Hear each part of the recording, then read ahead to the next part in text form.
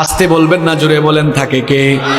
তো এই অবস্থায় যদি আপনি মারা যান কিয়ামতের দিন কিংবা কবরে গিয়ে কিয়ামতের মাঠে আপনি কিভাবে আল্লাহর সামনে দাঁড়াবেন? আপনি তো নাপাক অবস্থায় দুনিয়া থেকে চলে গেলেন। এই জন্য কখনো নাপাক থাকা যাবে, কখনো নাপাক থাকা যাবে। যুবক ভাইয়েরা, ইস্তেঞ্জায় গেলে পবিত্র হবেন তো, নাকি পানি টানি নিবেন না? হ্যাঁ, পাপের চিন্তা মাথায় আসলে মৌতের কথা স্মরণ করবেন, মৌতের কথা স্মরণ করবেন, গুনাহ থেকে বাঁচতে পারবেন। যখন দুনিয়ার লোভ লালসা আর গুনাহ করার দিকে আপনার মন বেশি ঝুঁকে যায়, আমি আপনাকে বলবো দুইটা জায়গায় সফর আপনি তখন বাড়ায় দিবেন। জুড়ে কোন কয়টা? আমি কথাটা আবারও রিপিট করছি, শুনেন। যখন পাপের দিকে গুনার দিকে আপনার মন বেশি ধাবিত হয়ে যায়, ঠিক তখনই আপনি দুইটা জায়গায় সফর করবেন। একটা জায়গা হসপিটাল, 2 নাম্বার জায়গা কবরস্থান। হসপিটালে যাবেন, গিয়ে দেখবেন আপনার মতো কত দুনিয়াওয়ালা, কত টাকাওয়ালা, পয়সাওয়ালা লোকেরা, কোটি কোটি টাকা আছে, তাও আইসিইউতে তারা সামান্য একটা দিন আরামে থাকার জন্য হাহাকার করছে, আছে না নাই? যে কালো টাকার জন্য, অবৈধ টাকার জন্য অন্যায় করছেন, গুনাহ করছেন, হসপিটাল গিয়ে দেখেন কত মানুষের টাকা তারে বাঁচাইতে পারে। একটু পর পর আইসিইউ থেকে লাশ বের হচ্ছে।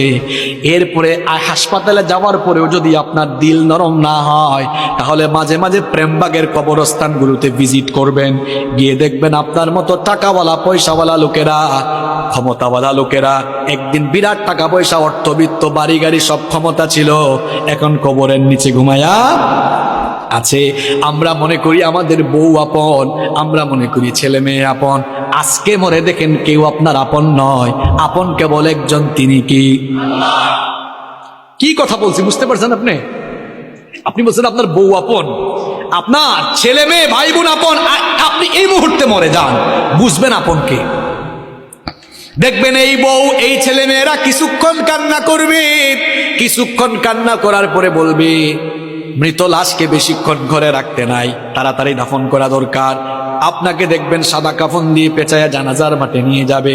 যে ছেলে মেয়েদের জন্য, দেখেন একটু আগেই বলেছি কেউ আপন না, এই ছেলে মেয়েদের জন্য বাড়ি গাড়ি করার জন্য, প্রপার্টি করার জন্য, সম্পত্তি কামানোর জন্য ঠিকঠাক নামাজও পড়েন নাই, অনেক সময় সঠিকভাবে আল্লাহর ইবাদত করেন নাই, যাদেরকে আপন মনে করেছেন আজ তারাই আপনাকে নিয়ে কবরে চলে যাবে।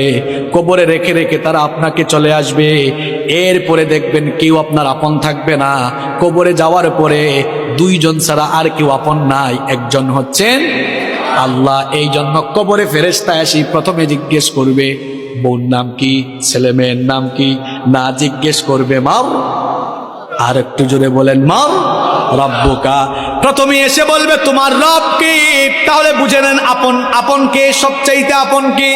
আমার যখন ফুরাবে দিন, আসবে গহীন রাতি, থেকো আল্লাহ এ জীবনে, হয় চির সাথী, আসবে গহীন রাতি।